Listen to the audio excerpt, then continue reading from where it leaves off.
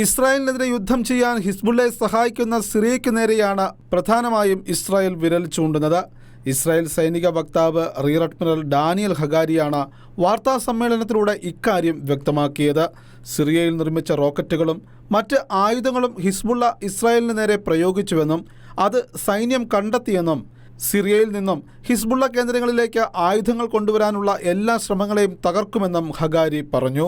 ഹിസ്ബുള്ളയ്ക്ക് വേണ്ടി ആയുധങ്ങൾ നിർമ്മിക്കുക എന്ന ലക്ഷ്യത്തോടെ പ്രവർത്തിക്കുന്ന എല്ലാ സിറിയൻ കേന്ദ്രങ്ങളെയും ആക്രമിക്കുമെന്നും അർദ്ധശങ്കയ്ക്കിടയില്ലാതെ ഇസ്രായേൽ പ്രതിരോധ സേനാ വക്താവ് ഡാനിയൽ ഹഗാരി മുന്നറിയിപ്പ് നൽകുന്നു. അതേസമയം ബെയ്റൂത്തിലെയും ഹിസ്ബുള്ളയുടെ ശക്തി കേന്ദ്രമായ ദഹിയ മുതൽ ഡമാസ്കസിലേക്കും സൈന്യം വ്യോമാക്രമണം നടത്തുകയാണെന്നും അദ്ദേഹം കൂട്ടിച്ചേർത്തു. വടക്കൻ ലെബനോൻ അതിർത്തിയിൽ സിറിയയുടെ പ്രദേശത്ത് ഇസ്രായേൽ വ്യോമാക്രമണം നടത്തിയെന്ന സിറിയയുടെ സ്റ്റേറ്റ് ന്യൂസ് ഏജൻസിയുടെ റിപ്പോർട്ട് പുറത്തു വന്നതിന് ശേഷമാണ് സിറിയയ്ക്കും ഹിസ്ബുള്ളയ്ക്കും നേരെയുള്ള ഇസ്രായേൽ സൈനിക വക്താവിൻ്റെ മുന്നറിയിപ്പും പുറത്തു വന്നിരിക്കുന്നത്.